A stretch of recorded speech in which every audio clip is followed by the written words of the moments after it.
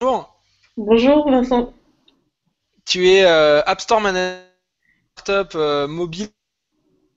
Est-ce que tu peux nous présenter le produit et l'entreprise?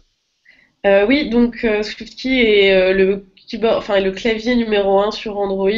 C'est la payante numéro un sur Google Play en 2012 et en 2013.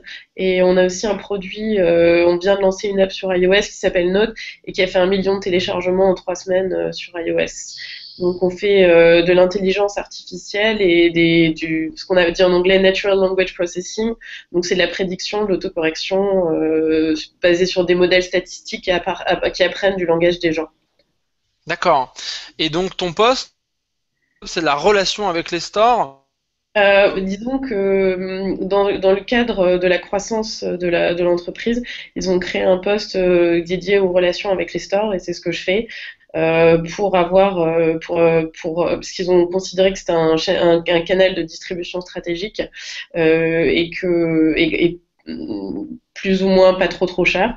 Donc ils ont créé ce poste pour optimiser les relations avec Google, Apple maintenant et encore et les autres stores à venir. D'accord.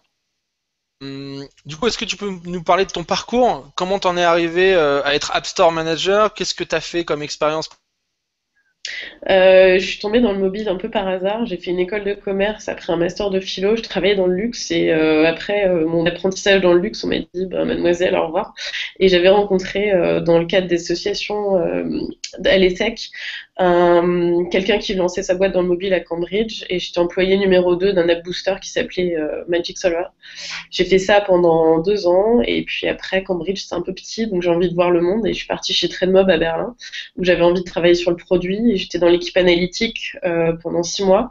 Je me suis occupée de l'intégration des réseaux et ça s'est terminé et puis après j'ai trouvé ce poste chez SwiftKey. Comme j'avais pas mal d'expérience de soumission d'app chez Magic Solver parce qu'on avait nos propres apps pour les boosters, j'ai apporté cette connaissance chez SwiftKey pour m'occuper de ce qui se passe sur iOS et en même temps ça me permet de me former plus à ce qui se passe dans l'écosystème d'Android et de découvrir les autres stores. D'accord. On peut revenir un petit peu sur l'app, le service, donc SwiftKey, et option qui est massive. Il y a un succès, une communauté qui s'est créée autour de ce produit qui est encore une fois un clavier. Comment t'expliques ça maintenant que tu connais la boîte de l'intérieur? Qu'est-ce qui a fait que le marché payante en plus a vraiment les utilisateurs ont adopté ce produit? Ouais, alors donc moi j'ai vraiment un profil iOS et c'est vraiment la découverte du monde Android. C'est SwiftKey, c'est vraiment un phénomène typiquement propre à l'écosystème Android parce que sur Android ils autorisent les third-party keyboards, donc on a le droit de changer son clavier, de pas avoir le clavier de Google à la base sur le téléphone. Et la technologie de SwiftKey, le produit commercial, c'est un clavier, mais c'est surtout une expérience assez folle d'un software qui apprend le langage qu'on parle et qui ensuite fait des recommandations. Donc en termes de productivité et d'expérience, c'est assez fou. C'est très très agréable d'avoir un clavier intelligent et qui apprend.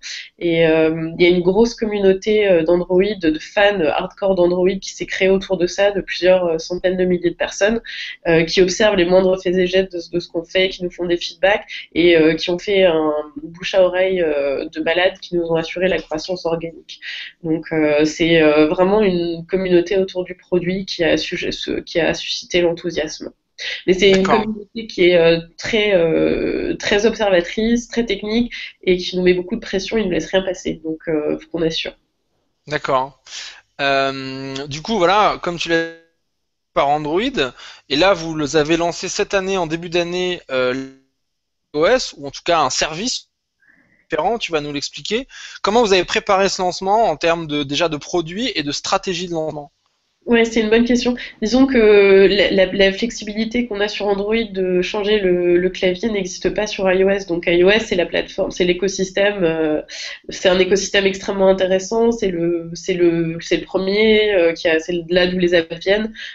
Pour un publisher qui a de l'ambition, c'est pas possible de pas être sur iOS. Mais de par la spécificité de notre produit, c'était compliqué. Donc la façon dont on a trouvé, enfin ce qui nous a permis de réaliser notre entrée sur iOS, ça a été de créer une app de prise de notes qui s'appelle SwiftKey Note, où dans le cadre de cette app, on peut avoir notre clavier. Mais c'est pas le clavier qui remplace le clavier iOS, c'est juste dans le cadre de cette app de notes. Et ce lancement, on l'a préparé. Pour nous, on est tellement étiqueté Android que passer sur iOS c'était attendu, mais en même temps, comment on allait le réaliser, sachant qu'il y avait ces limitations techniques et qu'on pouvait pas reproduire le produit exactement qu'on avait sur Android. Donc, on a briefé la presse. Il y avait un embargo de presse qui a été levé le 30 janvier à 8h heure de San Francisco. On a eu un énorme. La communauté tech nous surveille et nous aime beaucoup depuis assez longtemps, donc ils ont relayé le message. Et ensuite, on a eu la chance d'être sélectionné par Apple, qui a trouvé notre produit suffisamment intéressant avec le plugin d'Evernote. Et ça a été la deuxième rampe de lancement, ça a été le featuring dans les apps de la semaine par Apple. Et puis ensuite, mais on n'a pas fait d'acquisition payante, tout est organique. D'accord. Et on a fait Euh, Combien de téléchargements? 1 million en 3 semaines. D'accord. Dans le cadre de tes fonctions, tu es chargé de la bonne relation avec les stores. Un peu, tous les publishers n'ont pas le privilège de pouvoir avoir l'importance ni la marque. Ils ont un point d'accès, un dialogue avec les stores. Comment ça se passe? Quelle est la nature au quotidien? Alors, ce qui se passe, c'est que dans le cadre euh, dans quel que soit l'écosystème, que ce soit Apple ou Android, les plateformes cherchent à trouver des publishers qui sont les fers de lance de cet écosystème, qui capitalisent au maximum sur les possibilités offertes en termes techniques par leur framework technique et qui produisent des produits qui sont un peu les vitrines de ce qu'on peut faire. Et Mhm. on est dans ce cas pour Android. Et du coup, Google nous a un peu pris sous son aile et on dialogue avec eux assez constamment. Ils nous ont demandé, quand ils construisaient Google Play, des feedbacks sur les nouveaux features du store. Et en échange, on peut un peu leur demander des choses. Donc, on a une relation assez proche avec Google. Et Apple, ce qui s'est passé pour Apple, c'est comme on travaille avec Evernote et qu'Evernote travaille de manière assez proche d'Apple. Apple nous a reçus et écoutés et a observé notre produit et l'a trouvé suffisamment intéressant pour nous sélectionner dans les apps de la semaine. Donc, la base de nos relations avec les stores, c'est l'excellence technique et l'excellence produit, et c'est notre point d'entrée, et on dialogue avec les plateformes qui nous font des feedbacks un petit peu sur le produit lui-même, qui nous aident à l'améliorer, et plus on l'améliore, plus ils ont envie de travailler avec nous, plus ils travaillent avec nous, plus on l'améliore, etc. Ça crée une boucle. D'accord.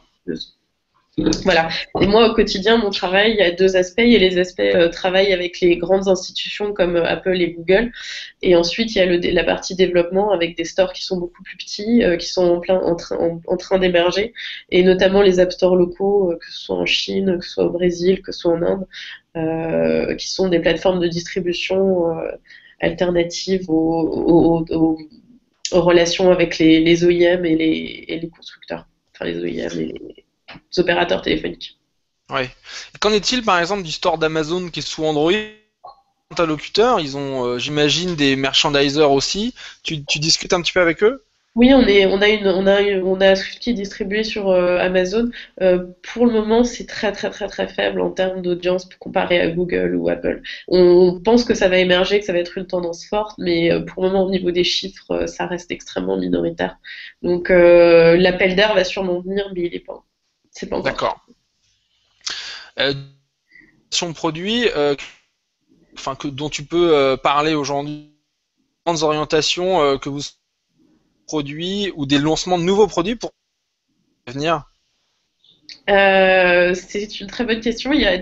On concocte des choses assez chouettes pour l'année 2014. C'est un peu dur d'en dire plus, mais ça va bouger pas mal. On a, jusqu'à présent, SwiftKey, c'était un test, une app de test, et ensuite la version payante si le service avait été apprécié. On va peut-être travailler des choses autour de ça. Et on a aussi notre excellence technique de prédiction de texte.